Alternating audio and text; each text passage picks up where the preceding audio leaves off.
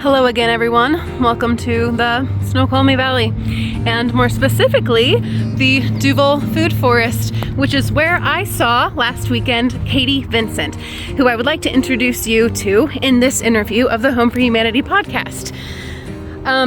Katie was here doing work for the monthly work party at the Duvall Food Forest, a local community place where you can plant and harvest. Sorry, it's a bit chilly, so I'm speaking cold and fast. And Katie offers land stewardship programs here at the Food Forest, which sometimes overlap with my program Home Scouts, also here at the Food Forest, but I don't think we will be here at the same time this weekend. And I want to share with you about Katie's land stewardship program and all the information below, and we get into what exactly she does in her coaching program and her stewardship program. And something I'm really interested in is plant meditations with plants that have been carried across land similarly to people. And yes, we talk about colonialism and the colonization of these lands and lands all over the United States, which I do touch on my love for this country and my love for this land in this interview, and we go through a lot of touchy subjects around land in this conversation, and I'm so grateful for Katie's willingness to go there with me in this conversation and to talk about plants and talk about connection to home and place and what is place making. If you don't even know what that means, I hope that you enjoy this conversation, and if you do know what it means and you have a sense of what it is, please let me know in the comments what you think of it. And I mentioned Duvall specifically because this place, this food forest, the meeting of this person and the magic of this conversation happened because of this place. And this conversation really is about what it means to find home where you are. And that is the beauty of the food forest, as well, is that the community itself decided we will tend land together and feed each other here. And that is why people can come tend land and harvest from the food here that can be planted. So I wanted to show you this place just in this introduction as an example of what is sorely needed out there, which is land tenders. And in order to tend land well and to do it in a good way, which we do touch on in this conversation as well, what does it mean to walk through life and to make home and be in relationship in a good way? What does that mean? So how can we do that in community, and what is actually needed from the people in this place? And how can I feel at home here and connect to this place here and now, even if I know it is transient, it is moving, it is an evolution, and we don't always know where we're going to be. And even if plants or people are displaced, how can they thrive or be good neighbors? Or how can we even spot when there isn't good neighbor activity between people or plants? And so we get all into that in this conversation. So again, let me know what you think. And without further ado or further nonsense and shivering from me, I introduce to you Katie Vincent. Okay, cool. Any logistical things. Okay. Or anything you prefer to be edited out. Great. Yeah. Well, I have no idea what I'm going to say. So. Yeah, me neither. We'll just trust Great. it. I'm glad. Improv. This is improv. I did it again. So it just wants us to begin. Hello. I like that. Yeah, I like seeing the plants and the park. Stuff. What's the name of this place? Ooh, it's the Dunlaps, are the folks who own this house. Doesn't really have a name beyond that. Great. Yeah. This is the place. This is the place. This is where I live. This is where we are. Mm-hmm. I have to show the place as its own name. But... Wow. So, anything you want me to know before we start? I think we've already started. Yeah, this is true, yeah. We can edit out anything you don't want in here. Okay. And I really like having concrete questions like I have, but using it just as like a inspiration to kind of dig in to those things, because I feel like some of these questions are going to lead us in ways that we don't know where we're going. Totally. Yeah. It's an emergent thing. Yeah. It is. It's just already starting. Good point. Yeah. And I can edit this out too. Or keep it. This is the longest intro ever, though. La la la. This one here. Okay. Well, here with you. Here with you in this. welcome officially Thanks, Sarah. to the Home for Humanity podcast. I'm honored to be here. Thank you for inviting me. It's an honor for me to be here with you in this place. Yeah. Again. I know. I think the first time we met was here. Right there. Yeah, At over that tarp. back there. For a song circle. Yes. Um, I have song circles out here, though we Let- haven't quite had one this year yet. let's start there. Sure. Yeah. Yeah. That kind of ties into the opening question of who are you? How are you? Boy. Yeah, how are you today? And how did you come to be here? Wow, this could be our whole podcast. Me talking about how I am. Thanks, Sarah. I'm feeling actually in this moment. We're recording this on a Monday, and I'm feeling really grateful to be here amid all of these really tall trees that are so important to me. It feels really grounding after just some of the astrological energies lately, with the on the other side of the eclipse and the retrograde and recent conjunction. Just feeling a lot moving and a lot happening, and it feels really grounding to be here with you right now on this afternoon. My name is Katie Vincent. I am a ecological garden coach and consultant and designer. I'm also in many ways a guide to relationality with the natural world, specifically through the window of plants and ecologies. I teach at many universities locally here. I teach a plant identification class at UW. I teach different permaculture and horticulture classes at Bastyr University, where I used to work for quite a time. And in many ways, I could introduce myself differently in every moment, but I am coming to know myself on this world as an educator and a land steward and a plant nerd and an astrologer and a writer and a poet and a song keeper, song weaver, and guide to soul. Whatever that ephemeral mystery is, I feel called to support folks in finding their role and their ecological role here in place. I feel all that. I think I have known you in all of those different ways. I mean, just now I was like, we couldn't have an interview in the garden, but then I'm like, I can't sit here with all these plants. There's too much to talk about. And it would be a whole podcast about plants, which we could do. Maybe a future time. Yeah. Both of us are plant nerds, I know. Yes, I could really. And I do want to talk about plants specifically. But in the introduction, I mean, this podcast is about connecting to home and our humanity.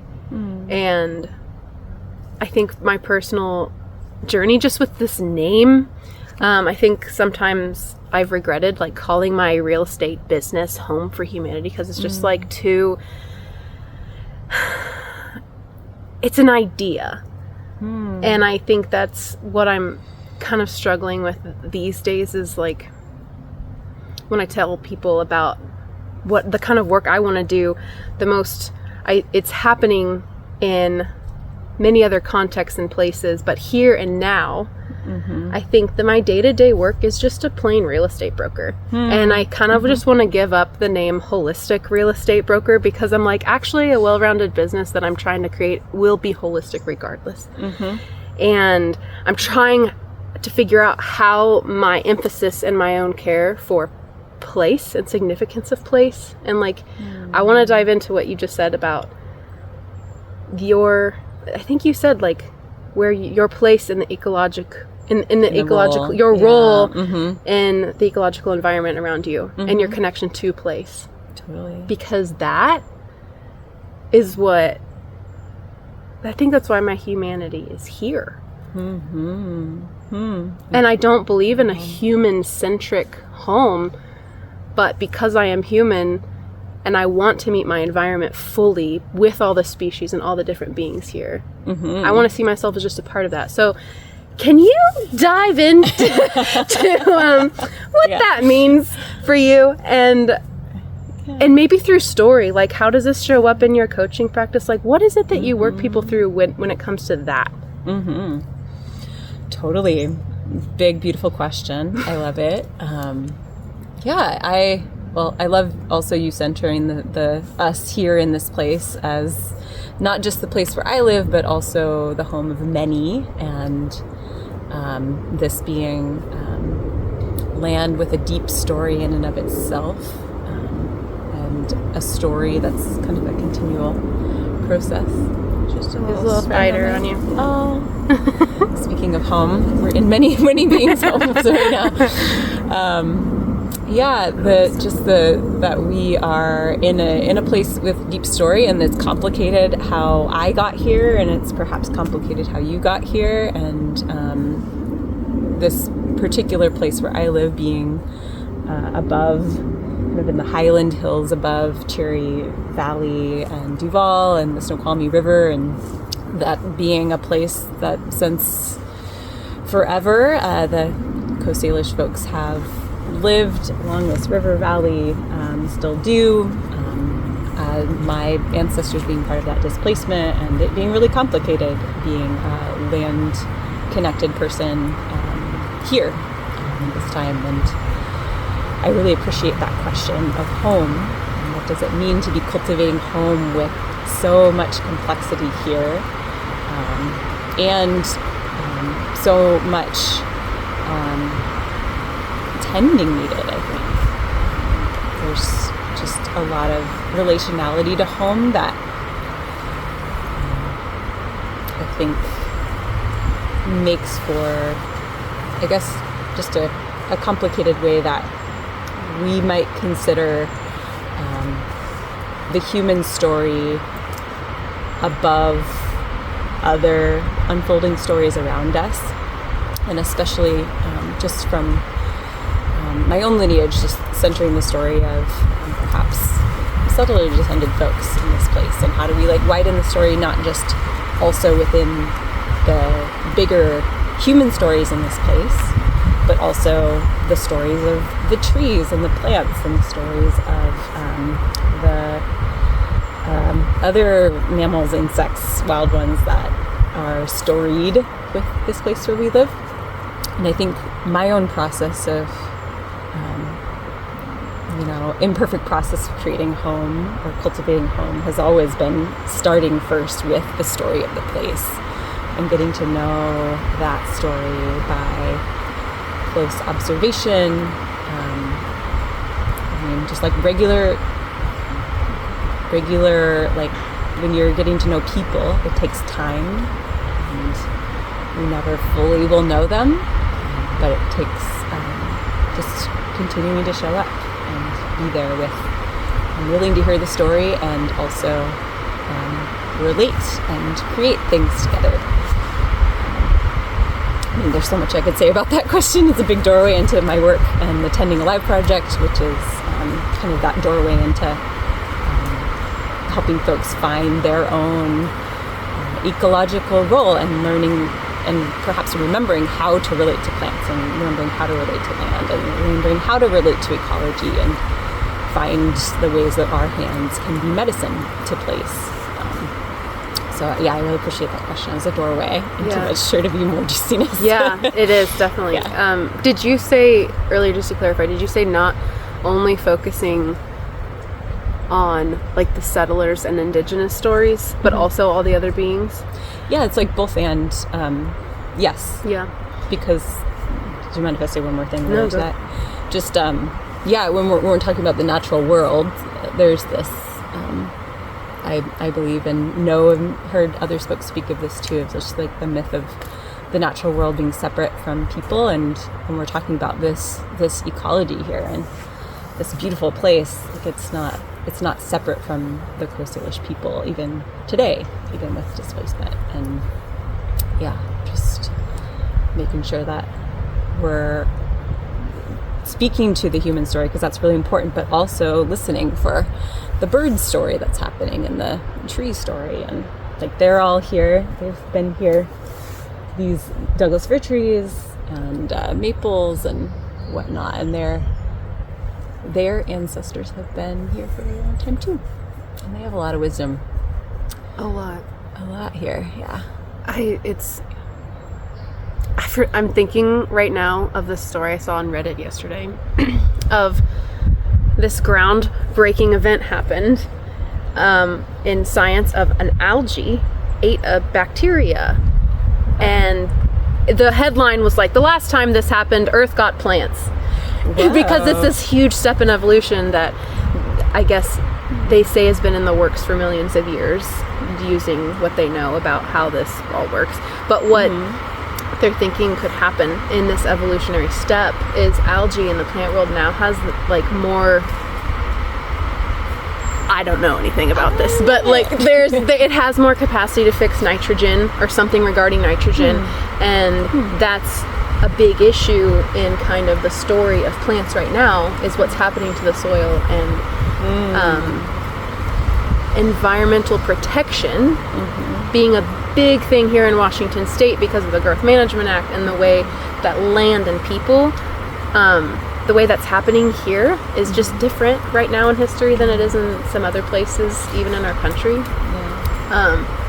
And for me, learning from the Coast Salish people and the way they still relate to the plants today, just like they have for thousands of years, is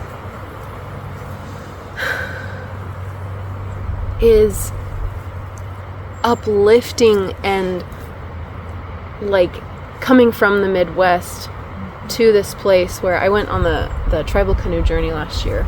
Oh, nice. And being able to being welcomed into this culture, that this old story is that, oh, that's the old history of this land. And that's the beautiful thing about this area, is that it's more recently been as more recent land. It's a more recent colonized land, and watching this point in history kind of going, okay, wait, Washington, and being in the housing policy, they're starting to ask tribes now about land in a new way that it's just really inspiring to me as someone who asks this question after learning the ugly, brutal history. Should I even be here? Right, yeah. And I Big think question. and I think a lot of people, and myself included, at different point in times go, no, I shouldn't be here. And what do we do with that? How do we find home anyway? Because this other part of me is like, as a human being, I deserve a good life, and I deserve to lift others up along that journey. And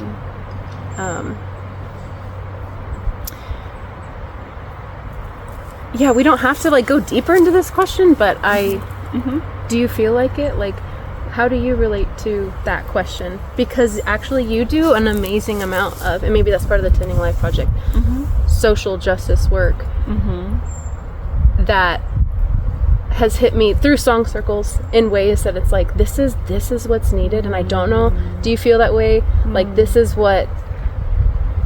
healing work that you feel called to bring more to the community. Yeah, so why? Why? Oh my gosh. Good question. Because I just resonate with that, and that's kind of what I've been saying is like, I feel that with your journey and story too. Why do you do that? Why do I bring that, the social justice piece forward? Through the ecological work and coaching. Yeah, great question. I think there's just so much in what you just shared that I'm sifting with, and like, which doorway do I go into? And thanks for sharing that too. And that's definitely a big question that many people I'm in community are chew on, is the layers of, what does it mean to belong to a place when it's so complicated and there's so much pain, and also being a part of this earth being so important to the healing that's needed, because where we're at has happened because of intentional rupture and extraction of resources, and removing people from that more relational way of being with plants and with land in storied way. And it's complicated. I don't know the answer to the way forward, and I think we're all part of together finding that answer. And certainly with my positionality, I'm always listening and in question. But we're going back to your question about like, why is this such an important part of tending alive? I think it's just key, right? When we're in relationship with a wider ecology, and a healthy ecology is going to be a diverse ecology with a lot of relationships where different beings and species all have their part and their role, that we have to be able to sensitize ourselves to listen to wider stories, so that we can actually hear the story. I think perhaps one doorway I see is that with just the pathway of trauma healing and healing in general for human species, at least, it's so important to share our story and have our story heard and upheld and listened to and acknowledged. And like, that doesn't necessarily change what's happened, but it does create the possibility of something new and something more life-giving coming from it. And I've seen that in my own journey, and I also see that with other folks in community and at a wider scale. And I'm curious about what might be possible if we're able to also listen to the bigger stories around us, and like hear the grieving of plants and of land and of birds that no longer have the places perhaps that they've migrated to or eaten from or foraged from or nested in, as for generations and generations don't have that available to them anymore. Like, if we're able to look and see them and hear, we're able to relate to land or relate to the place where we're in, from a place that opens doorways of new possibilities. So when I think of ecological, I think of like, it's just deeply relational and deeply listening and rooted in not just listening, but also engaging and taking action. So for me, that's like impossible. Donna Haraway is somebody, she's a ecofeminist philosopher who wrote this amazing book called Staying with the Trouble. It's all about just the entanglement of all of us together here, and how evolution is, yes, like one way of looking at that, but it's more so like just all of us are in this intricate web together, impacting each other. And we're just like storying together. And when something happens here, it impacts things beyond what we can even think of, just in terms of the relationships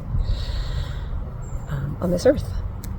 So like, just socio-politically, the resource extraction changes ecologies, which changes bird pathways, perhaps migrational pathways, which impacts, how much fossil fuels are used to transport different materials here and there. It just like everything impacts everything else, and it's impossible to separate one thing from another, which is like a really high level place to go right now. But I started high level. I mean, like, and I love that's where we're starting though with like the importance of. I love that word, storying. Like storying with the place, because I'm an air sign.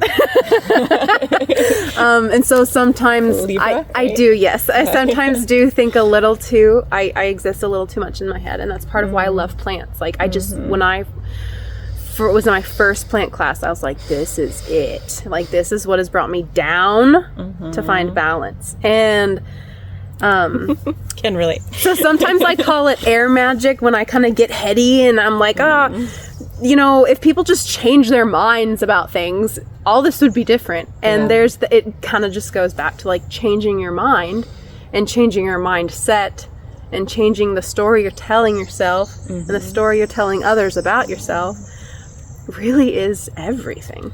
And the way we choose to, just seeing the way Seattle, I mean, working in Carkeek Park, like seeing the history of that place and what they've had, how they've had to kind of recreate natural cycles because of human impact. And as a city, they're getting really good at it. And I look at that book, Eco Cities, and I'm like, wow, this way that we're like, nope, the story is this way. Like, no, this is what we're banking and this is how it's working. Like that process to kind of meet a place and work with it is what we're doing regardless, whether it's for good or bad. We're always a part of the ecology, whether or not we can see that or not. Right? It's all happening. Yeah.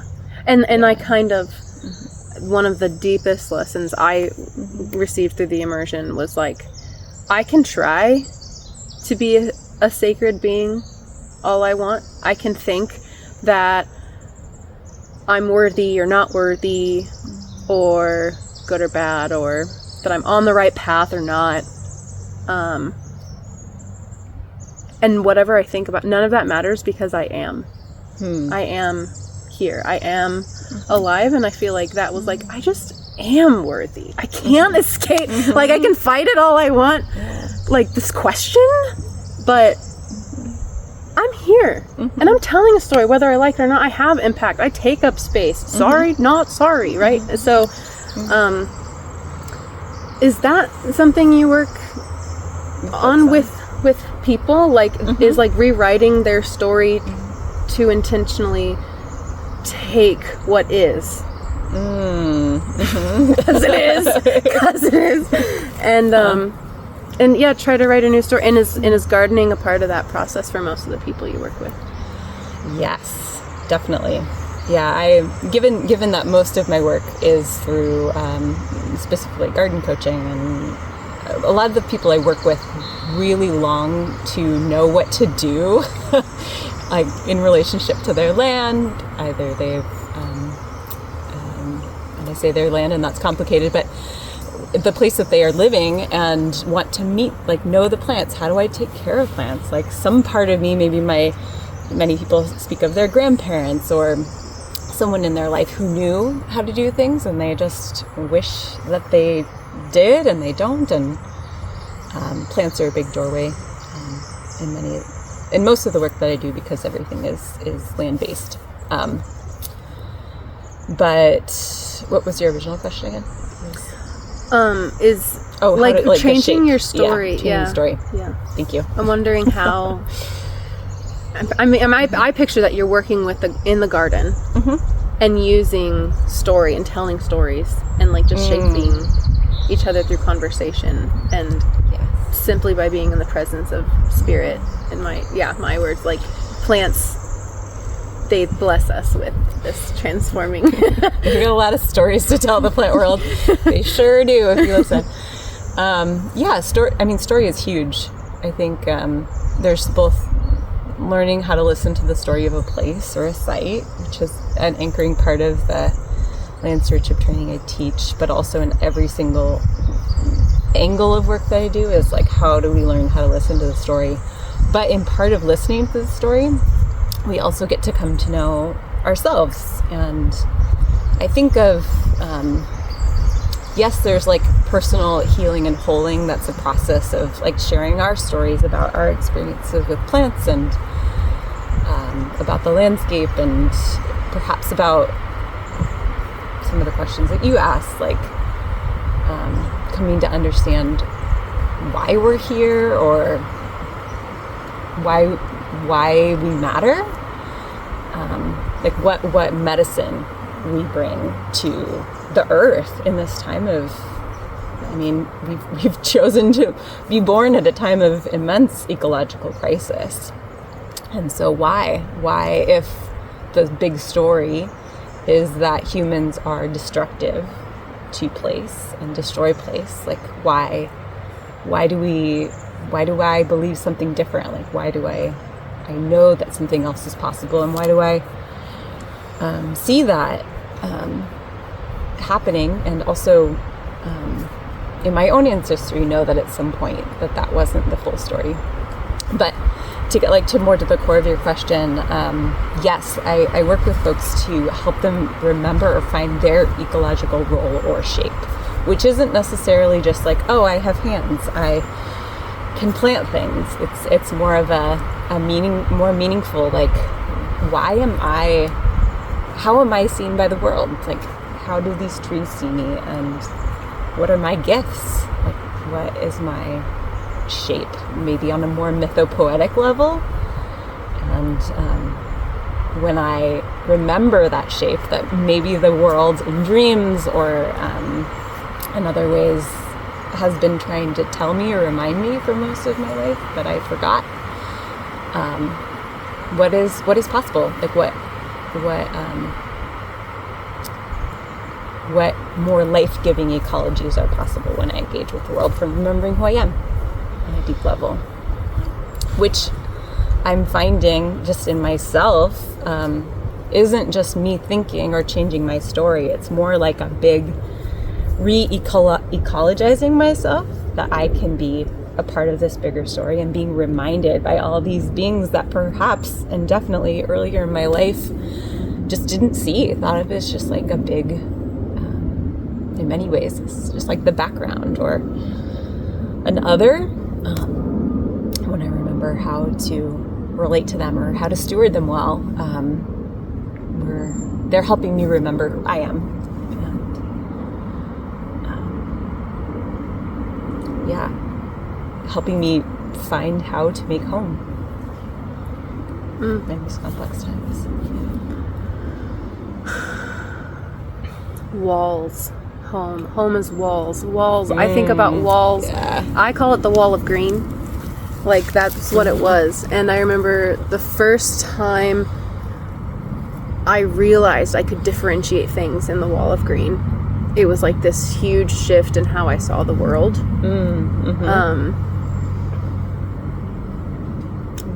And it was overwhelming. That's a lot. Like, I want like the wall of green breaking apart and coming alive, because you suddenly know that there are parts and pieces and relationships and synchronicities and poison and health and food. The wall of grief. Do you know that phrase or term? I don't know it as a specific concept, but I can imagine it.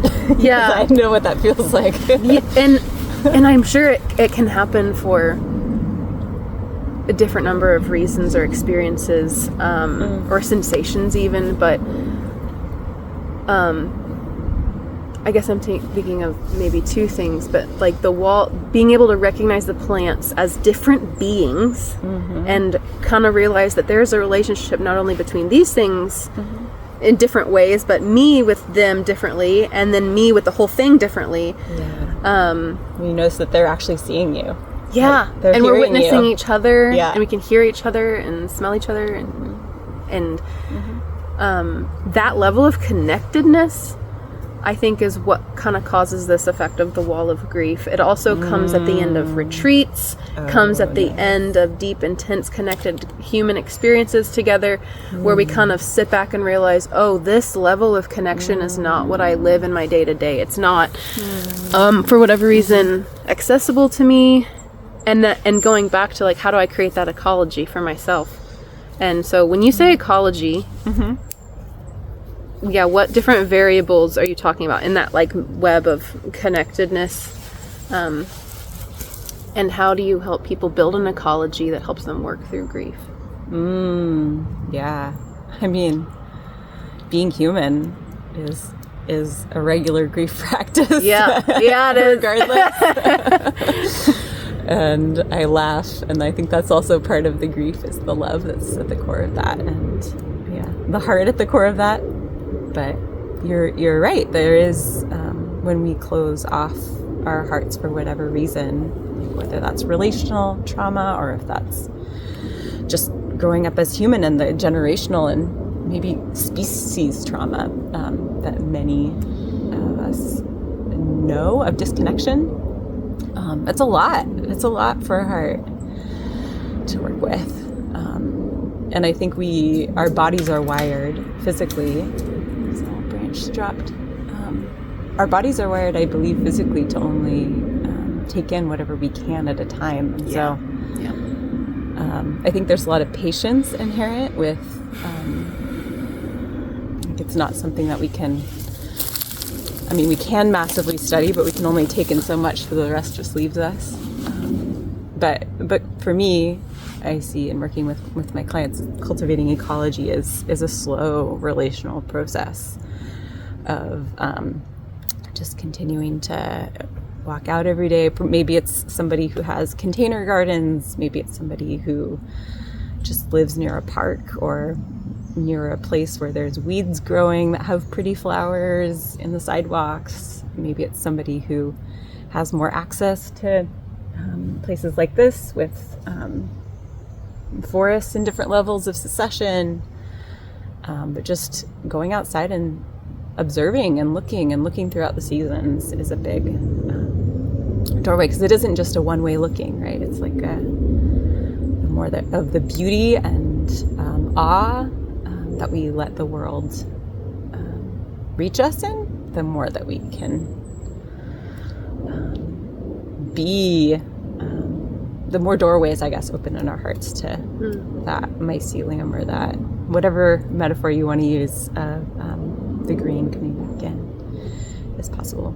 So yeah, when I work with folks, it's mostly like slow, regular, slowing down our expectations for what we think it's going to be like to know what to do, or how to relate.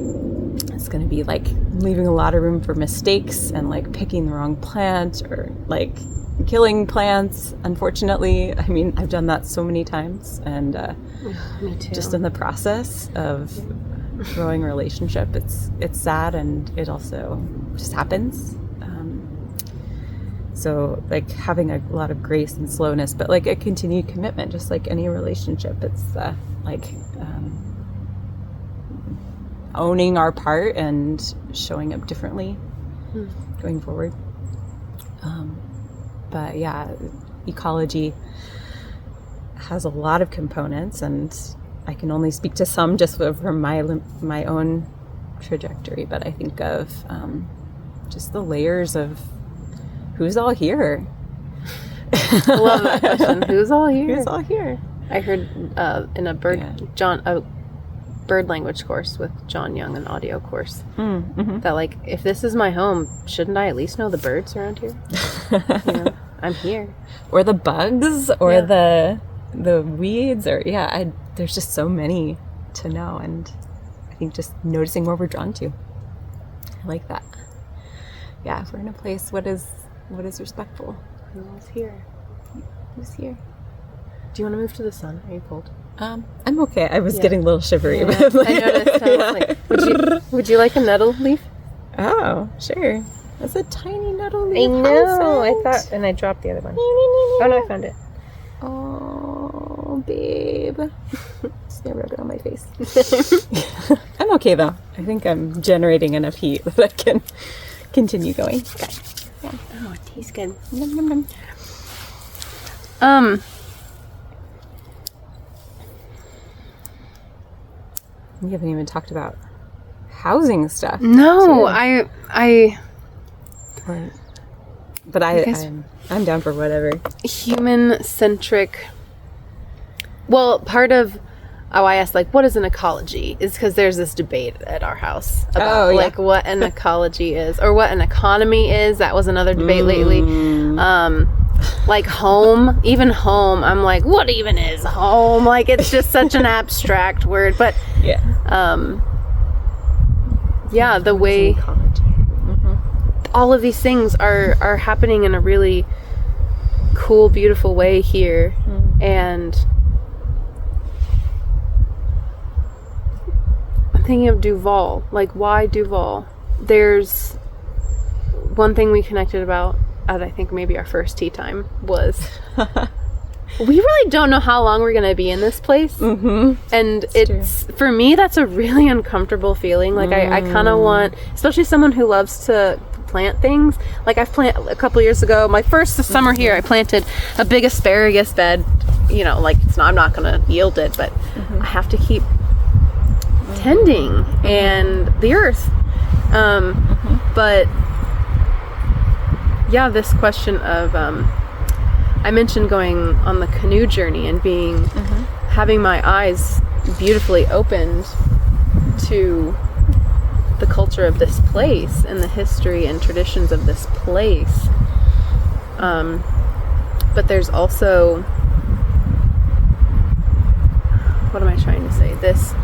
There was this sentiment of, like, this isn't just a thing to witness and go on with your life. It's not that kind of ceremony. And the journey, which everyone is welcome on, is one that teaches me to simply tend where I am. And despite the culture clashes,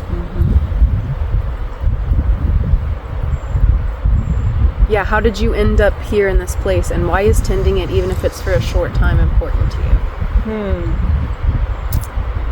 Good question.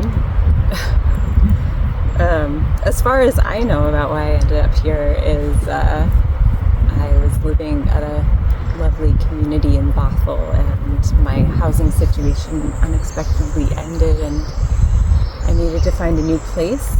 And a series of synchronicities and conversations with people that I had just started to get to know relationally through the wider web of the Wilderness Awareness School brought me some opportunities out here, and I ended up through some very nonlinear doorways here with some people who are not connected with BOSS. But I did grow up not too far from here. I grew up over close to the Salish Sea and shoreline. And these plants are very familiar to me.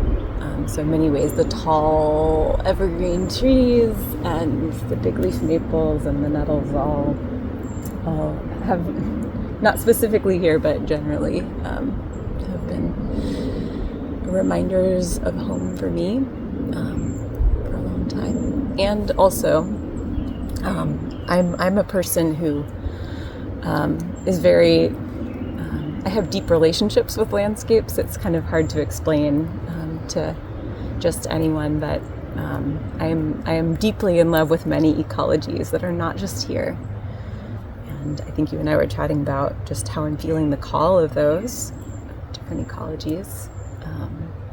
And also have just, again, just the situation of being human in these times. There's been many, many gardens that I have started to tend and left in my life. Many times where I have been perhaps managing a garden or part of supporting a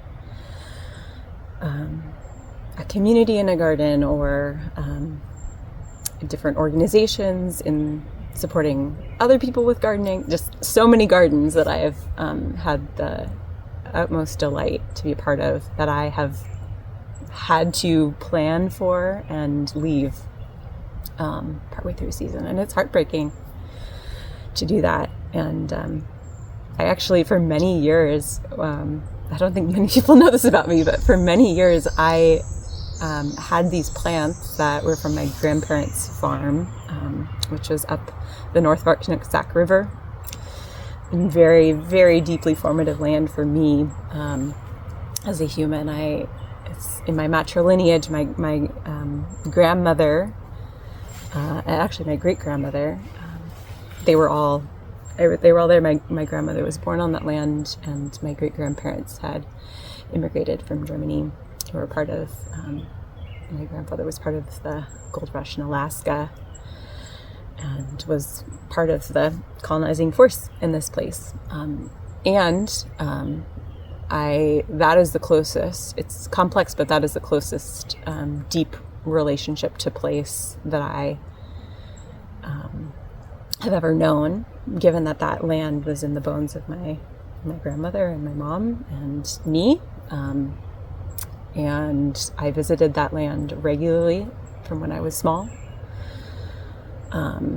And there are some trees there, some linden trees that are over 100 years old that my grandmother, it was not consensual necessarily to my knowledge, that she had to come to the country. And as far as I know, I could be getting this wrong, my family can correct me, that they brought those linden trees over from Western Germany and planted them. And they're still there, and they're still bloom every year, and people driving up and down the Mount Baker Highway just stop in awe at the smell, and they're really striking trees.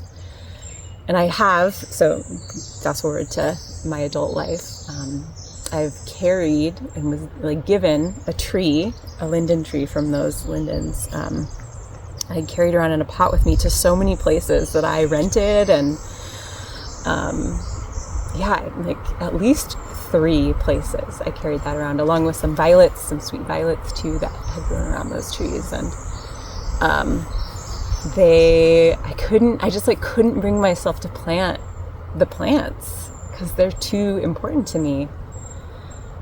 And here, it wasn't until I was here, and it wasn't until I was maybe 3 years here, that I finally planted that linden tree. Wow. I've been here about 5 years. But I just on a deep body level can relate to the challenge of putting roots or starting gardens and actually planting. There's a lot there, and it's not just mental. It can't just be thought through.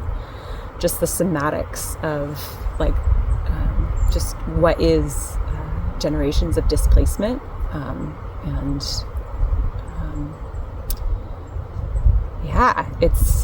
it's deep, and I'm coming to, maybe right now, this could change in a year or two, but just at a place more so lately of how do I, even if I don't have financial investment in a place, if I don't know, maybe if next year I'll even be here, or even later this year, just where the world will bring me.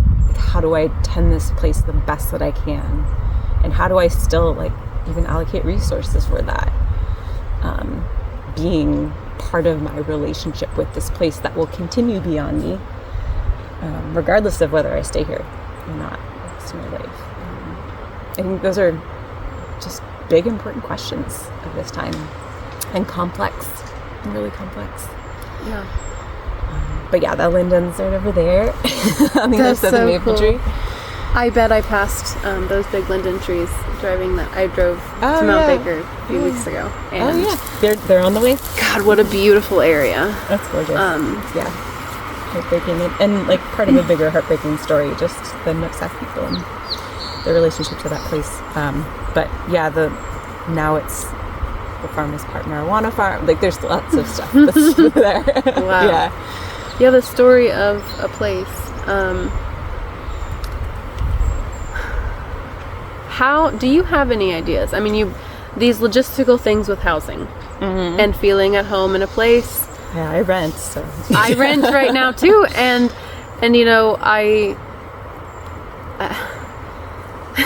coming from a place where I could buy way more affordably than I could even rent here,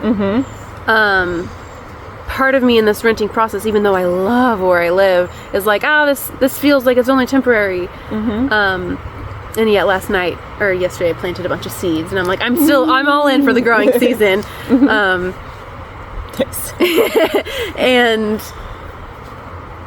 And I still, it still has this felt sense of like, no, this doesn't feel like it's the best or like more secure move for my future financially.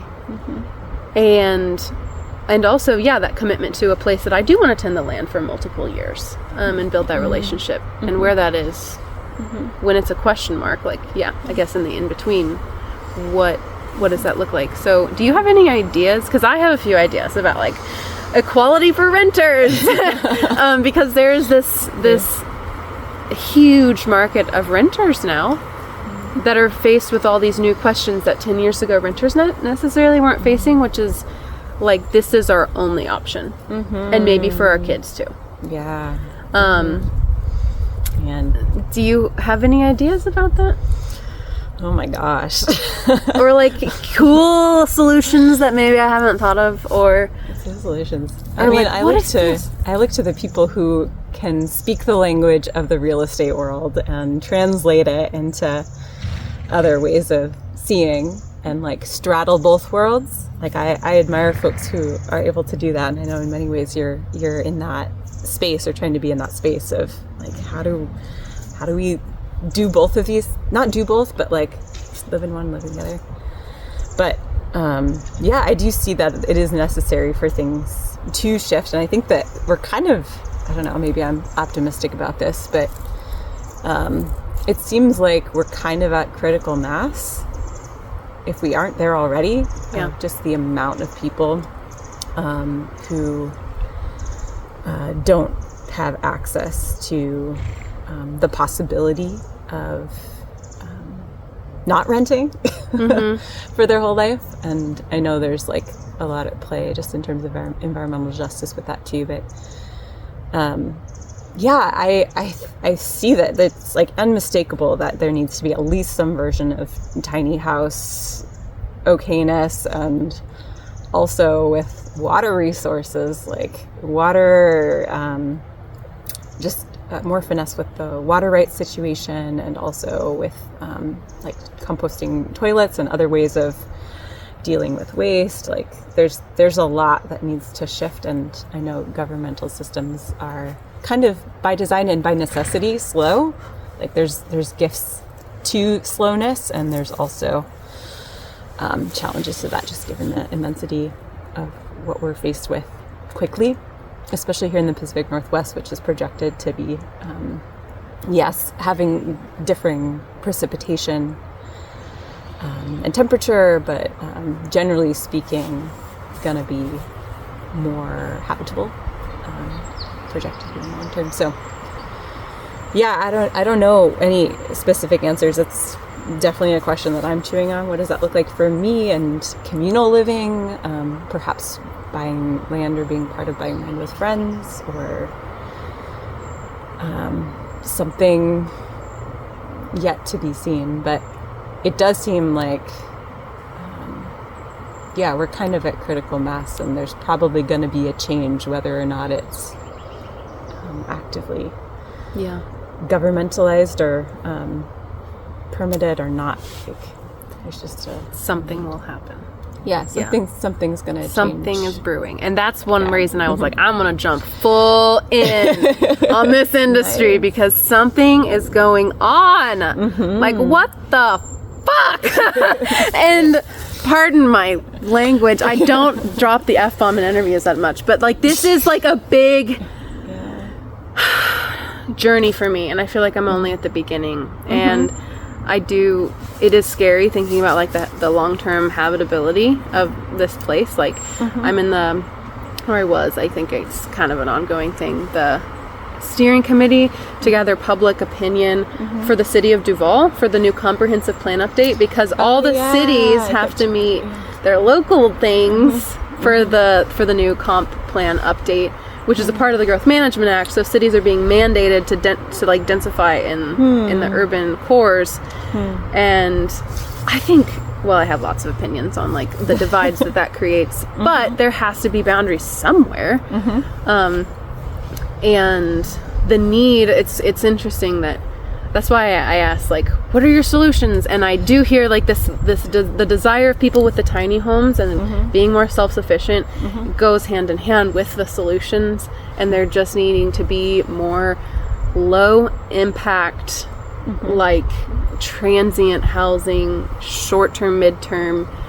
And part of my brain is like, I don't want people to be accustomed to less and less access, because in some ways that could create less access. But I also think, well, where's the access in what's being built in downtown, in like the urban cores of King County, where all the new construction are like huge buildings, like huge apartment buildings, because that's the only thing that builders can afford to build right now and earn a profit. And all the working permits, even in Duvall, there's nothing less for under $1 million. So like they're not building small because no one can afford to build small. And some of the regulations around that, okay, I'm going on a tangent here, I can feel it. But that impacts ecology too. Just like, I mean, nothing doesn't have impact. Just like, I feel like it's a universal law. Like everything has an impact that we do, which has different implications. And like the choice in urban centers to have more urban density has a lot of upsides, because it potentially could allow for more spaces outside of the city to be less subject to sprawl in the same ways. But also it does create just like movement, like how do people move through that space, and how do wildlife move through that space, like non-human beings, not just mammals, but also like what is the permeability of those cities, given that they are a form of cultural ecology in some way. And how do they stay dark at night? This is a question that I have about cities. Like the light pollution is a real hazard for wildlife. And I want to talk about this more, because like I just went back home to Missouri, where I was raised at the sheep farm. My parents have a sheep farm now, and they have like all these new lambs, and I was just in heaven covered in lambs. And they put, it used to be that I could see Kansas City in the light on one side of the horizon, and the other side of the horizon was totally black. And you could see all the stars super bright on one side. And in the time that I've lived here, they put in a truck stop. They started construction at the summer I was leaving Missouri, and going back home and just seeing the way that like I can't see the sky anymore, because all these lights are now like 4 miles away at the highway. Light pollution's a thing. And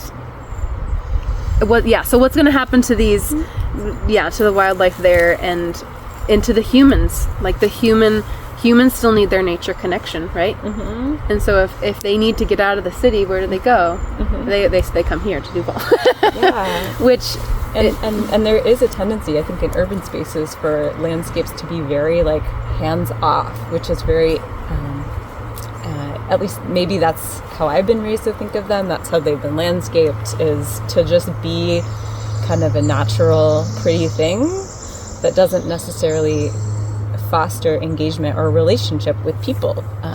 When you think of like, I don't know, the realm of urban foraging, that's kind of a, in some ways a revolutionary, but also a little bit of a, I don't know if problematic's fully the word, but like, it's a troubling thing to be foraging in urban spaces sometimes, just because of the pollution and whatnot. But especially here, at least I've been learning a lot about the cultural ecosystems of the Coast Salish people, and how like they, especially Camas prairie meadows and oak savannas and food forest edges, have and still are been tended for more food, and that when we humans are engaging with the plants and engaging with perhaps some of the resources in that space, then it becomes more meaningful to us, and we're like our mental health is improved, which again is like recentering the human story, but it's huge for humans to have a feeling and relationship with place. It impacts our mental health, and also many plants thrive on disturbance, not necessarily some of these big trees around us, though to a certain degree they're co-evolved with certain types of disturbance. But many plants need disturbance to do well and to thrive. And when they're not disturbed, when they're just like walked past, that's kind of a missed opportunity. And I teach a plant ID class at UW, and we've talked about this in many years, like over in those last few years, just what does it mean for these landscape architecture students to be thinking about relational urban ecologies and like permeable urban ecologies, and not just like pea patches, but like how does one design spaces that we now as humans can have deep relationship with and like care about, and we don't care for things that we can't see or hear or know about or don't feel fed by. And so, yeah, how is it possible not just to like have that as a requirement for building, but also like for urban planning? How are we like creating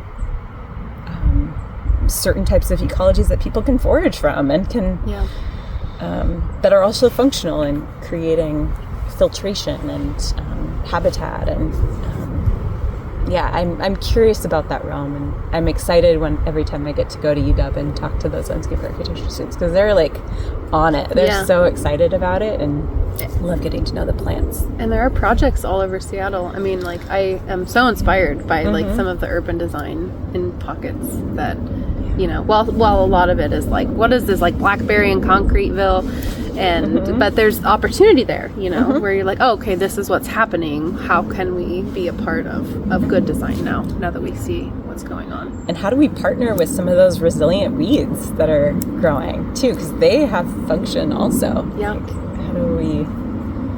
I mean, I could go. That could be my tangent. I actually, you know, I feel like sharing introduced species.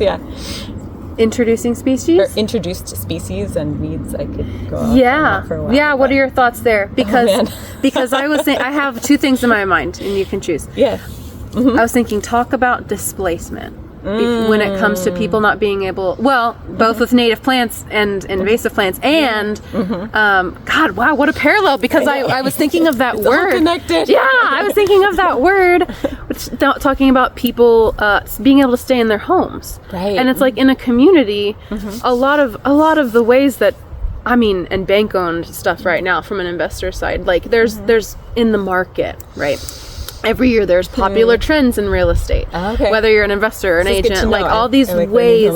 It's like, well, you're looking at the market and the economy and society, and like, is it an election year? You know, there's all these factors. Unfortunately it is. It's like a game, right? And you gotta sneak around it, and that's what these like rogue in entrepreneur people do, is they're like, okay, well, now that this is this way, they're gonna use their entrepreneurial spirit to use a new method to acquire properties. And what's happened after the memorandum of mortgage, when everyone was like, oh, no rent, no mortgages, haha, and so like people stopped paying, and then they came due, and now there's a lot of bank-owned properties. And I'm looking at this trend. Thanks for telling me. Going like, why are there these huge waves of people who probably have, like decent interest rates from back in the day? And then this is one reason I'm really passionate about seller financing and going direct to seller instead of like relying on traditional financing and like going through a bank. It's great that it's available to a lot of people, but if you know how to find a creative deal and work with the seller directly, you can like you can keep potentially their interest rate, which I think about in all these different ways that people are evicted from their own homes and displaced from their own home, like whatever they've worked for in their life. You can't change the fact that was it your great-grandfather? Yes. First of all, cool. Like going to look for gold in Alaska and you know, and your relationship to this place. There's certain things you can't change, right? And so like there are certain things that people look at this opportunity for generational wealth. They buy a home, they pass it on to their kids, and then some bank comes and snatches it. And I think about that a lot. I think about like there's this is part of where I'm like, I'm only at the beginning of this journey, but I'm like, I want more people to figure out how to stay in their homes. Because if you can work your whole life, I don't know. I guess I'm stuck now in this train of thought because that's okay. because this is like it's my stuck place. This is this is the big question that I hold. And so I guess going back to invasive plants and this thing that really, and maybe it's a shared root here, like these roots are kind of woven together.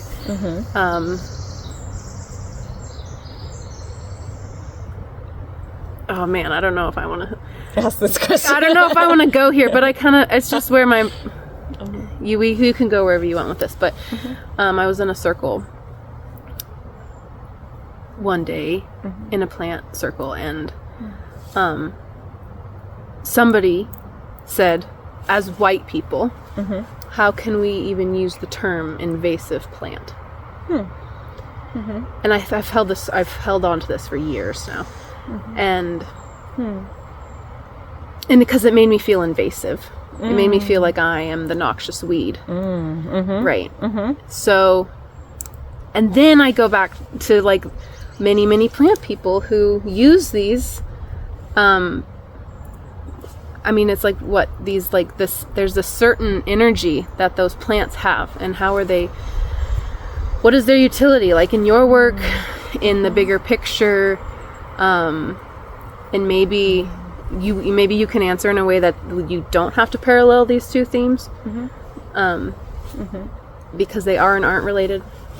Yeah, I think it's a big question, right? If it's just as for many plant breeders that might have brought Himalayan blackberry into this country, who were also eugenists, like it's a slippery slope. It's a close slope, maybe, when you can look at things in that particular way and be like, oh, I can select for certain characteristics that I like more. It's a slippery slope. So, yeah. I mean, it's all connected, just as we're not separate. And also, I have to pee, so I'm going to do that, and then I'm going to answer the rest of that. Great. Just so I can answer it with that. It's not going. Okay. It's going. It's going to start with us like, what? What are you? Like old people. It's crazy. I am an old person, so it's fine. I am too. What an honor. I know. I'm very lucky to get to be having the problems I am. I sometimes want, like, I don't know, that Libra swing between like... Libra swing? Yeah. Tell me more. They're too old and mature, and I have to be like young, wild, and free, and then... I don't know, but maybe that's just where I'm at in my life. So... And I'm Gemini, so I'm all over the place. It's fine. Yes. It's an adventure. It is. Gemini sun. Thank goodness for Earth. Oh. Yeah. Thank goodness. Thank goodness. So the question of invasive species. That's a good one. Because, speaking of Earth. Yeah, going back to... Yeah, this very interesting comment that has stuck with me regarding race and invasive species. And that parallel, I think, has... It does, and I see it more and more in social media. I think... Yay, social media. Yay, social media. I'm seeing this phrase, and I'm, like, hesitant to share it, but, like, people just calling it segregation culture. They're like, we're just better separate. Oh, interesting. I haven't seen that before. That's interesting to me. Thanks for sharing that with me. Yeah. Well, I've heard in different contexts, not just race. So, in communication as well, like languages. And there's something about, shared language and how... I'm thinking of an invasive species, how, like, that landscape has to learn that language now. like this place now is of this, yes. Like this place is now of this plant, and now this is a new ecology. But I think you were gonna share like benefits of invasive species, or some. Just gonna dive into that. Speaking of staying with the trouble, like staying with the trouble. Staying with the trouble. Yeah, and maybe not benefits of them, or just like how do you see them in the landscape? Oh, such a juicy question. We should like bookmark this for episode, whatever the next, like part 2. Yeah. We should, this is like deep dive into plants. Deep dive into invasive species and place making. Just what does that mean to relate to place with the complexity of everything. And I mean, it's such a deep, good question, and it heartens me to know that us asking this question right now is not the only time this question has been asked. It's like continually asked, and I think the medicine, or maybe the answer, is just in the question of maybe there's something good for us in asking that question, and even if it may not be fully answerable, some people, I think, hearing that question might have a clear answer. And for me, I really have trouble with a lot of the polarities of the invasive, noxious. I do actually teach this in one of my classes when we talk about weeds and introduced plants, and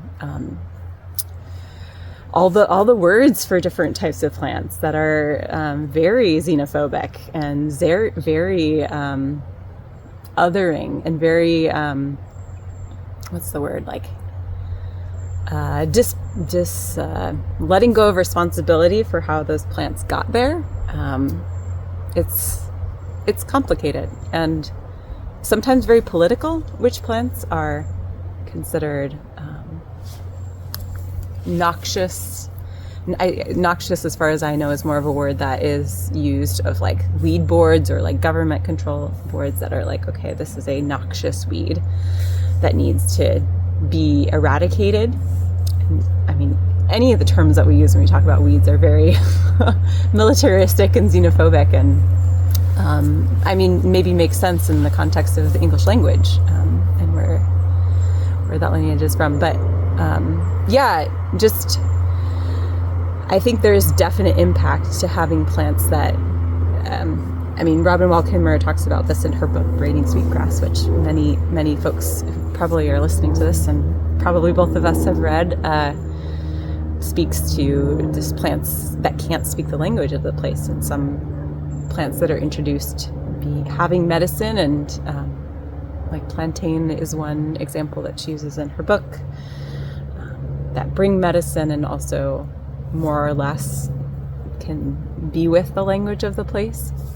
And then there are some plants that Sorry, are more can I challenged. interrupt? Yeah. Two things. Yeah. One, I haven't read it yet. You haven't read it yet? I have it. I just got a copy for myself because I'm like, because I've gotten it from the library and then returned it because I'm a slow reader.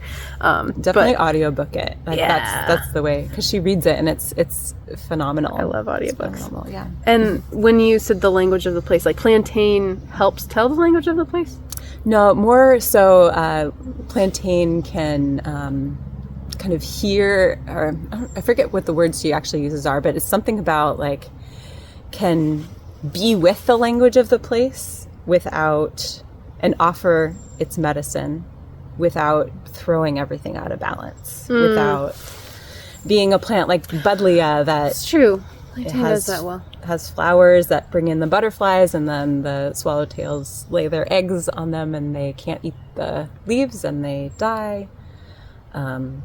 That's an example of a plant that maybe is not speaking the language as well as something like plantain. Not that necessarily I'm setting a hierarchy of plants that can speak the language and can't. I think it's more complicated than that, but I also think it's a really great framework of thinking of like, what does it mean to be a good neighbor and to be a guest, like a good guest on these lands. And even if that guestness is for the entirety of our existence, like that plantain. And also that it's complex too, because many of the plants here that we know in this time to be native plants got here at different times in different places, and ecologies change over time. Plants move, people move. To think that there's like a perfect community of plants that never changes over thousands of years is, I think, a fallacy, and a dangerous fallacy. And I think that some of the ways that people can try to reach that is through really quick methods that actually can be detrimental to the ecology when they're trying to remove plants too quickly, or using sometimes different types of herbicides or pesticides to remove plants that may have more or less impact, just because at least in our culture, we want to see results and we want to see them fast. And also we're scared. There's a real fear there of invasion, and things changing, and things have changed. A lot of the plants that we see that are considered invasive, I do think that there are definitely plants that come in and just totally turn ecologies around and need to be removed. And they are often plants that plug into niches that are disturbed, and in their native habitats might do well in disturbed environments. And then they come here and they're like, oh, I like this disturbance, this suits me, and they can outcompete other plants. And they can only come in for a season, I think, or if something's disturbed, the way they'll just cover something and then they're just there to do something to the soil, and then their yield is different the next year. Right, I've seen spaces do that. Yeah. Sometimes you'll see that. But yeah, disturbance plants, which is the whole part of ecology too. But yeah, I mean, we could talk about this for a really long time. I do see that there is big impact to Himalayan blackberry and Japanese knotweed, which are also amazing plants, in and of themselves. Japanese knotweed is... And both are edible. Both. Japanese knotweed is deeply medicinal. It has high levels of resveratrol. It's a big part of Chinese medicine. They also serve so many functions, which is why they were the top plant at the one plant show in the Netherlands. And they were like, oh, we should plant this plant everywhere. It's the perfect plant. And then they stabilize slopes, dunes. They feed the bees. They're edible. They have medicinally. There are so many uses. But then, the actual impact is different than we thought. And yeah, there's layers to that. But they're cool, important plants, and also they really throw our local ecologies out of balance. And I think when I work with folks, just to simplify for now, we really talk about the complexity of that, and the story, again, coming back to the story of the plants, that we can relate to them as beings who got here maybe of their own accord. Likely it was actually people or who brought them. Morning Glory is one that actually may have just come on its own with people. But understanding the bigger story, and as we're removing plants, how can we use them as medicine? How can we use them as fiber? How can we work with them? Japanese knotweed can grow high volcanic soils, high disturbance, but they also are great at bioremediation. How do we work with them, knowing that honestly there's no way that they're gonna ever leave at this point? How do we keep them in check and partner with them is my thought on some of those more extreme plants that we see here. How do we eat them and then also use their medicine and continue to compost them and replant ecologies? I think it's complex, and also it's a spectrum of weeds and introduced plants. There's no hard and fast answer. A spectrum of introduced plants, meaning they in a timeline? Or like how they've impacted ecology being different depending on where how long ago they were introduced. More so like their impact. So like Yeah. most plants like at a garden store that you go to are like primroses and pansies and let's see what else. Smoke bush. There's tulips. There's so many plants that are not from this place.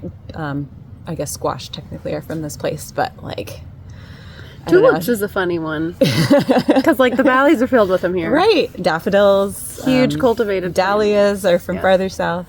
I'm really fascinated with the ethnobotany and ethnoecology of plants, so I could also do another episode with you about that. But just like the spectrum of this plant has been introduced to this place, how do they relate to it? Is it something where they offer medicine and like kind of spread around? It's kind of annoying. They kind of maybe feed some of the native pollinators, but maybe not everyone can eat them. Like where on the spectrum are they of like really disturbing the ecology or really impacting cultural tradition, really causing more chaos versus just like being there, like hellebores in the garden or whatever it is. Hostas are also introduced and they're edible. Slugs eat them also. Many of our slugs here are introduced. Banana slugs are the only, as far as I know, could be wrong. The native slug here Is the banana? is a banana slug. As far as I know, I think all the rest are introduced. It's complicated, right? It's just like, it's so complicated, which doesn't mean that there couldn't be some moral thing of like, who should be here and who shouldn't be here. But I think it's easy for us as humans to put that on plants and be like, extermination suits, we're going to eradicate this plant, and then not actually do the shadow work of looking at ourselves and like reckoning with our own complex story, and finding out how we can use medicine here in this place. And like, the answer is somewhere in that way. I think the answer. Yeah. I'm going to take that back because I don't feel like I know any answers. Well, that there even is an answer, I think. Like that's the life-giving path, perhaps. Yeah, within that. that's true. Yeah. Life-affirming ecologies, like you said. Yeah. That's kind of how it feels to me now. It's like, that question of how the plants even apply to humans and what that all means. It's like, that's not even, I think, that's not the question to ask. That just doesn't feel like the question. And, maybe that's why I've chewed on it for so long, is to finally just, and that's why the work is important to me. I mean, gosh, I came from like a beautiful Midwestern culture, but, and very closed off, and sometimes just like a little too far closed off, right-wing Republican, a little too, and the way that balances with the social justice movement, that's what I want to speak to, is like there's this dichotomy there of like either or, and it's just not true. Yeah, it's like fake. It's so fake. Like that's why I describe it in that way. It's like, well, it wasn't super, I say right-wing only because that's like a term that people just use to describe conservatives anymore.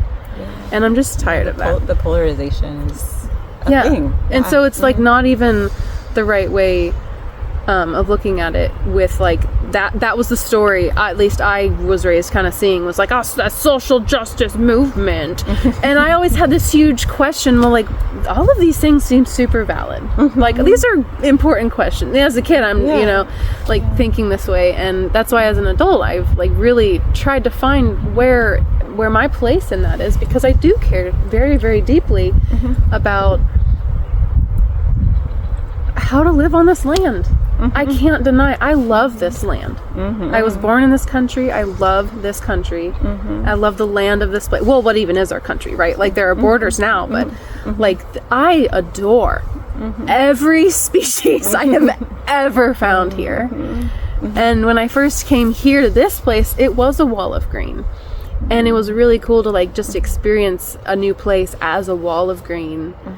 again and relearn again and just fall in love again with place. And so which is a skill, like how to see and learn new ecologies. Skill. Yeah. Not to sideline you at all. No, actually, it's a practice and a skill. I feel, and I'm thinking of the desert. That's an ecology or a landscape I haven't lived in, but it's one that, talk about being pulled by these different landscapes that teach us different things. The ability to have a home, to build it, and then leave it and come back. I think that's the journey. Yeah, like to have a home and to find it somewhere else. Even home, be outside of the home. Yeah. What is placemaking in that way?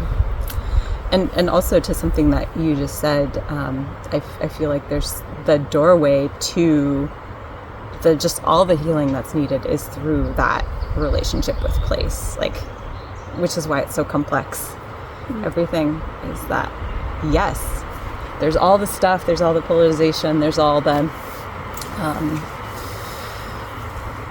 how we got here and the why and what plants are here, and also there's the doorway forward is in deep relationship with place, and that's a total contradiction, and the world is full of contradictions, but just speaking to the racial element of things, or the maybe positionality component of that is it's complicated. There's a lot of power dynamics at play. There's a lot of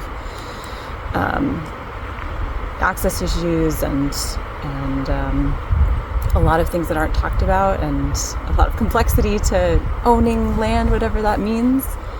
And the doorway to and occupying, continue to occupy land that was stolen, and the doorway to healing ourselves and our communities is through deep relationality with place, and really having strong connection and foraging for wild plants and getting to know the plants here, because they are in that complexity of placemaking. They're where we are. It's starting where we are, to story with place. So yeah, I think it's complicated. Yeah. But it's also so simple, and that's the kind of world I want to live in. Yeah. That it can be both. And yeah, it's you see it with people in the gardens. You've probably seen this when you're working with kiddos or adults, in some of the ways I know you do mentoring. But when you are herbalism, when people understand or connect with a plant, if it's a vegetable or if it's a chive, I think that was my first doorway plant when I was very little, was finding the chives in the garden and being oh my gosh, I know I can eat this plant. Yeah. It's so good. It's so weird. It's so spicy. But wild onions for me. Wild onions. I recently going back home, finding them back in the fields where I used to roam. I was yes, they're still here. I know this plant. We have this relationship. Yeah. And that's the doorway. And how do we keep listening to a wider story is what I ask myself every day. How can I keep listening to a wider story than the one that I know? Yeah, you hit on access there. Yeah. And I think, how do we create that access for people? For anybody? Yeah. Yeah. I think that's a human right that in cities and as a real estate person who really cares about land stewardship and how property rights and human rights go into that. And where does my and that made me think too of, just not to interrupt your question, but just makes me think of New Zealand and the Maoris making watersheds, and landscape have their own rights too, just New Zealand. Yeah, it was somewhere in New Zealand. I think it was the Maori folks, granting rights to land. Yeah. Yeah. I saw this, for some reason I wasn't remembering it as New Zealand, but maybe I think more places are doing giving rights to the land itself as a seat at the table. Right. Yeah. And I'm just I'm so Tell me stoked what you think about that for Sarah. the future. I'm just stoked for what that means. Like socially, it means that people, and this is why I think like the divide politically between like the social justice movement and like the right-wing movement. I don't is that a bad term? Like the right wing, is that a negative thing? I have no idea. Or does it just mean the right side of the aisle? I don't know. There's a lot of words It's used so negatively to me that I've heard. Yeah. But I think of like more conservative leaning folks, right wing. I don't honestly know what that means, but I just assume that that's somewhere on the conservative right side. Yeah. Yeah. But it's like this. What is even conservative? There's so many shared values I see between people, and I think land is like the ultimate. It's the ultimate common ground because it is the common ground. Like we all walk this earth. Yeah. And it's the place that I see every culture being able to be like, yeah, we care about that. That's the cool. My last interview was with a representative who worked across the aisle to write housing legislature because they everyone agreed that we are in a housing crisis and we need to do something about it. And that was like this, that's like the silver linings of crisis, right? And that's what I'm thinking, like if we are in this huge turning point in the as an industry, what kind of opportunity is there? And this place is already considering like counseling and consulting tribes, which not all of them want to, right? Yeah, they don't. absolutely. They're like, we're not going to tell you what, like, be involved with this or what. Yeah, that shared design. I think there's just good opportunity here in this moment of history, which kind of leads into my last or semi-last question. Semi-last question. Ish. Possible last question. We'll see. Ish. About your personal dream design. Like what is oh my gosh. Katie Vincent's ideal homestead look like? Like what kind of climate homestead. is it in? I mean, maybe not homestead. Yeah. Like we could talk about my issues with that word. or okay, we can. Yeah. And like what is that place that like you have your garden? And yeah, do you even see it as one place that you leave to come back to, or do you see it as like multiple places? But either way, like what's like the place that you build your bed and your kitchen and your garden? Like, what's that look like? Oh, I love that question. Oh, and bathhouse. That's like I have dreams about my bathhouse. Tub. So There's a tub somewhere next to a pond and a stream. And oh my gosh. Good questions. Something that I've been thinking about lately, just as I listen for my own next steps in my life and where I'm being called to. But maybe I'll start with the homesteading word, because tell me. I appreciate what that word is bringing, or what it means for people, which seems to mean like a way of living where we're growing most of our food, fiber. It's like low inputs and outputs. Like we're trying to create a whole system, right? Is what I imagine most people are thinking of when they think of homesteading. Sure. It's kind of what I think. Is that what you think? Oh, no, it's kind of what I think of. Yeah, like self-sufficient. Self-sufficiency. Yeah. And I think there's trouble to using that word because that word has a lot of context with the colonization of this place and just the Homesteading Act as a legislative body that just allowed people to come to this part of the world and take land, a particular amount of acreage, and farm it in kind of more the Western forms of agriculture, which this is something I talk about in my class a lot, but just the inability of folks from Western world being able to see the agricultural systems that are in play here, just because of their own trauma and displacement from those systems. And also, like, agriculture can be great. Those systems can be done in a way that is mindful and in relationship with place. And so, anyway, tangent that I could go on. But I think, and I noticed this when I work with folks out here in this area. I'm a part of a group called Duvall Homesteaders, which is kind of like the center place, for networking and sharing resources and stuff. And I've done coaching for a lot of folks, a good chunk of folks out here. And I see that there's this tendency to be like, okay, how do I change this landscape to suit what I want to do. Like there's still that, which isn't necessarily like, they don't see themselves doing that, but more so, like I think many of them think that they're doing things ecologically, I would say. Which, I mean, yeah, anything could be ecological technically, but think they're doing things in a good way. And like there's trouble to being like, okay, I have moved to this place and now I'm going to change the entire landscape so that I can grow tomatoes that may or may not grow, or recreate a diet that is made possible by a globalized economy. Like, and I'm just going to grow it all here, and I'm going to bring all the resources in here. And I think it's a troubling word and like not very helpful word to use, because it kind of recreates this idea of like the pioneering world, and like to live close to land means to do it in this particular way. And there's like certainly medicine and certainly like ways of living close to land that are passed down through that tradition of people maybe on pioneer world. Like there's skills and things that they learned in that process, but it does perpetuate this way of thinking about land as like, I'm going to conquer this wild space and turn it into something that is more tamed and can offer me what I need it to offer, as opposed to the possibility of coming to a place and listening to the story of it and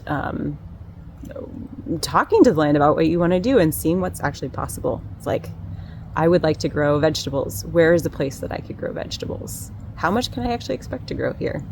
Am I prepared to be in relationship with the wolves and the rabbits and the bears and the if I want to have chickens, if I want to have the deer, the deer, like we're all our strawberries. We're in this ecosystem. Yeah. And it can be really easy to, like, with that word, I think, recreate something that is an ideal that isn't actually in conversation with the land.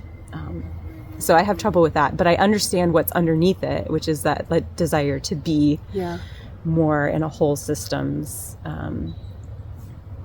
way of living with land, and being more deeply connected and growing food from not being as reliant on the globalized systems, and having more local resilience, which is important. And I'm wondering, maybe I can pose this question to the camera, to the world. Like, can we come up with a better word? What's a better word? I love that you brought this up. I was just thinking that same thing. Like, what would be a better, like, trendy word? Because that's the like, it's trending. Yeah, it's like a hashtag on but there is. I just yesterday was like looking at, and there I'm thinking like, what is that other act that I was just reading about? Like, that kind of created more space for more overreach, for more protections on land, just so they can be preserved for growth and development. Right, yeah. It's like, ew. I actually, we should I want to do a whole thing on acts like that. Cool, like policies that actually did more harm than good. But like, the environmental perspective sometimes, I think it can push so hard it becomes, it like reaches around from the other side to do the same thing it's pushing against. Totally, yeah. And I think that's also displace people from like people from having treaty rights to places, like fishing rights. Yeah, fishing rights. The national park system. Like everything can be extremes. Yeah. And isn't that fun, just being human and all that? Be like, where's the right way? Where is the right way? Yeah. But yeah, I thank you for that question. My dream home, to go back to that. Great. Yeah, because my mind's already wanted to go. I know. Tentacular, which is also a Donna Haraway word. Tentacular? Tentacular, I love her. She's wonderful.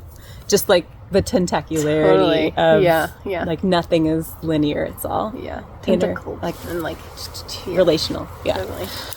Tentacular. I love it. Wow, we're getting a lot of dropped limbs today. Huh. I don't know what that's about. So my home, maybe, where I hope to be someday, I actually would really love to live in two ecologies. That is my dream. Maybe I just feel called that way with how I am. But I have deep relationality with the land of southern Utah. My brother lives down there, and those red rocks are deep teachers of mine. And my brother builds more ecologically minded homes down there in a town called Boulder. It's a small town in southern Utah near Capitol Reef. So my dream would be that he would build me a kind of a small home that has a lot of open spaces, like big ceilings, and the house where he has been living has had this huge deck.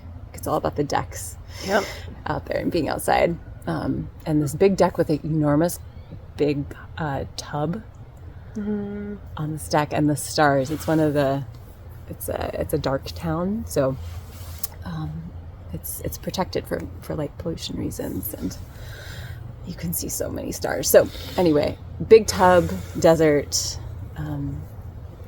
I've also seen some homes built around there that are against some of those red rock walls. So the red rock wall is part of the interior of the house, which would, I don't know any impacts of that. I'd have to learn more, but I would be really down for something like that. I would love to live kind of in a cave. Part house, part cave. Part house, part cave. But that would be part-time. And then I'm also feeling really drawn to the Twisp area. So east of the mountains. And I think for me, a house there, I would love to have a home space that has like a big shop and a big teaching space. I want more spaces where I can have teaching gardens and also medicinal plant processing, like communal spaces where we can process plants together and then make medicine, outdoor kitchen type style. And then there's have to be like a big, for all the land wanderers that I, and sorts of land ceremony type stuff, like an outdoor space for that. And I don't know, inside I think what's most important to me in a space is flexibility and versatility, and that it can be moved and changed in a lot of ways. Open floor plan. Yeah. Yeah. Yeah. But yeah, also like a nice spot to sleep. And community space, like a lot of spaces to have folks over.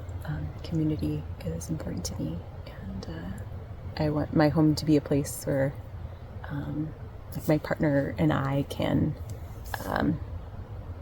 be a community resource and be a space of center place of art and learning and connection and resilience, basically. Oh, and also like all the plant things, so needing a space to how can I forget? Also some form of a greenhouse, and some form of a larger propagation space. I do a lot of seed starting and cuttings and grafting, and just want more space to do that. And I'm really into woodworking too, so building space. But yeah, plant things, gardens for sure, and spaces to teach. Cool. Store food. Yeah. And I haven't thought of like this is how I would store water, or this is how I would capture energy, or anything. I think that's part of my relationship with that place that would emerge. Yeah, totally. But it'd be helpful. Oh, and to be like against a wild space, so there can be plenty of wanders. That'd be another one. Yeah. Thanks for dreaming with me. You're welcome. Thank you for dreaming. Oh, bodies of water. I have a paddleboard. I love paddleboarding. Like within walking distance to paddleboard. Yeah. Totally. Yeah. Mm-hmm. Some river or something. So let's bring that in. Yeah. Why not? Thank you. Yeah. I was just thinking, like, people can answer this question so many different ways, and I love the image that you've answered with, and by describing the place and like how you are going to interact with that place, and I think that's what I so appreciate about your work and like the being that you are. And thank you. Like the sun is blessing you. Yes. Yeah, thank you for that appreciation. I could also share plenty in response. Do you want me to talk about my programs before? I would love, yes, I would, because that's how you're interacting with this place here now. And that's what I'm like, you know, you rock, because you do offer a lot. I do. So much. Go through it all. Go through it all. And if you miss anything, I'll ask you. You'll poke it in. Great. I'm going to move a little so that way the light is a little better. Hello again. Oh, wow. Thanks, Sarah. My work is mostly at this moment through the Tending Alive project, which is a small business right now. Hopefully someday will be more of a organization. But through there, I offer, right now I'm offering a land stewardship training, which is brand new this year. It's 8 months. We meet once a month for an immersive weekend to very holistically learn practical, like reskilling our hands, practical horticulture skills, stewardship skills, so working with wild plants and ecologies, but also food plants and medicinal plants. And how do we work with the land here? How do we listen? How do we work with water? How do we partner with what's already here? Your water class looked super cool. Water was. I was like, wow, you guys really did get weekend. hands on. You like went out there. We built beaver dam analogs, and we went to the river, and we learned all about water catchment. It was really a beautiful weekend. Cool. Yeah, and such cool people. I'm really inspired by the people in our training. I learn as much from them as we learn from the place, and they learn from me. Can people come just 1 month? Yes. Okay. Yeah. So we have a group of folks who are going to be here for the whole 8 months, and then every weekend is also available for folks who just want to come for the 2 days. It's from 10 to 4 both days on Saturday and Sunday, once a month. Cool. And the next one is coming up on May 4th and 5th. So quite soon. Maybe, I'm not sure if this will be aired before then or not, but May, and then there's another one in July. I can do that. Yeah. Yes. But May is going to be all about food. We're going to be diving into different types of food forest systems and companion planting, veggies, medicinals, edible plants, fruits, all the things that you can eat in the landscape, and how to think about designing that. So we will be meeting until November. It's super fun. I also offer some monthly classes. One of them is a harvesting class where we spend about 3 hours somewhere here in the Snoqualmie Valley learning what plants we can harvest that month, whether they're wild plants or medicinal plants or veggies, edible plants. And we harvest them together, and then we make something yummy. Cool. Last month we made, we made a wild green salad, and we made nettle pesto and some other things I'm forgetting at the moment, but it was quite fun and quite wet too, but we still had a good time. Nice. And then I teach a seasonal wild tending class where we specifically look at what do we do, how do we engage with whether it's just native plant restoration or if it's propagation. How do we engage with the local ecologies at the different times of year? Sometimes we also harvest as well. So wild tending, there's 4 of those per year. So this is the class element. I also offer a more on the realm of ancestral connection or remembering or healing. I offer a monthly evoke offering, which is we sit with introduced plants. So plants of European lineage that are really common in permaculture world and organic gardening world, like quince or medlar or pomegranate or motherwort or whatever plant it is. We learn all about them and their story, and then we have more of a ceremony space with them. So we sit with them and listen for anything that they want to share with us. So a bit of a journeying time. It's pretty cool. I'm excited for that. I'm excited for it all. Excited for all of it. And I also, so beyond the classes at this moment in time, I also offer one-on-one ecological garden coaching, consults, design. I come to your house, we look and listen and come up with a plan. It's where all my Capricorn comes out. We come up with a good plan for you. So, mosquito. It's followable and tangible. I also offer what I call ecological astrology, which is astrology readings that help us orient to the cycles of place and come to know who we are as land stewards and as shapes in the ecology as the world sees us. So currently I'm paused on readings until the summer, but I do offer consultations there as well.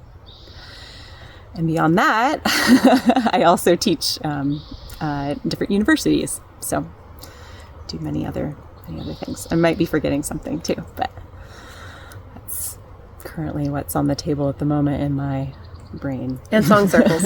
Oh, and song circles, right. So I do offer song circles with my dear friend Sally Mitchell, who is an amazing human out here.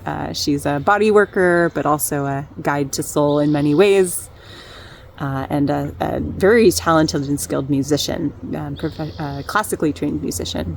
She's also an open mic rock star. Oh yeah, she's in bands. She's great. But we do hold song circles actually here on a semi. We're a little bit on pause because our lives are so full right now. But on a somewhat regular basis, when things are normal, we offer community song circles. So. I guess if you go to my website, tendingalive.com, you can sign up for my newsletter and you'll hear about things there. You can also email me as well, which maybe Sarah can put I'll somewhere put it in the totally. Notes, so. Yeah. It's so cool to see you being shouted out on the local Facebook pages all the time. Oh, Someone's like, what do I do for this? What do I do for this? And I just see you so being tagged so much. And it's really, it's neat because you have not been, I mean, I know of you as a local, but like, because Wilderness Awareness School is so close and like a lot of people go through, but you didn't go to school there. You're just like the person that knows this place. I'm just here. I did go through trekking intensive, which I'm really grateful for. Yeah. I want to do that and I haven't done that yet. But yes, I haven't gone through the flagship programs. Yeah. Well, there are so many. It's like a lot of people are affiliated with the school. Like I heard they service like 5,000 people a year or something. Wow. Like they do have a lot of programs. So there's a lot of offerings. Yeah. It's cool that we've been woven together through that. And we cover that. And Honorable Worlds. Yeah. As well. I do hope to come to more plant classes. Yeah, especially Evoke. I think there's something about. Well, for me, I mean, I have an invasive plant tattooed on my body. It was my first plant meditation. I have bindweed on my thigh because it was my first plant meditation, and I had no idea who this plant was. But I just noticed all these ways it was growing and being there. That I was like, well, they have so much to teach us. They do. Found out later, like everyone hates it. So. Yeah. What about those plants that are in the shadows? Yeah. Or the ones that bloom at night. Yeah. Or the ones that only bloom for a day. Gosh, I could talk about moths for a long time. How amazing moths are, and how we need those night blooming plants for moths. Yeah. And white flowered plants for moths. There's so many moths. Anyway, yes, I'm glad. Plants. Stay tuned for more soulful plants. Conversations. Thank you so much. You're welcome. Thank you. Hug to finish. Yeah, that's a great call. Thank you. Hug with many beings. Thanks. You're so funny. No. Yeah, I feel like I just dropped in conversations. Yeah. Okay. That's a good sign that you're on the right track. Conversations that just disappear in time. Yeah.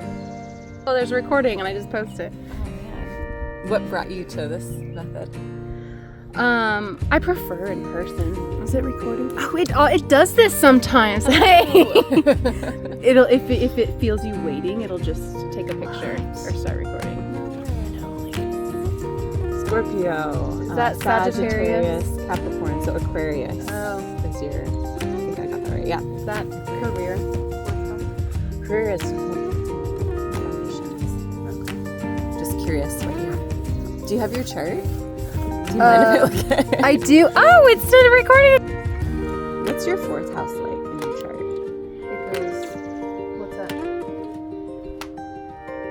Do you have planets in there? The first one is Yeah. Scorpio. Okay, Scorpio What does that rising. make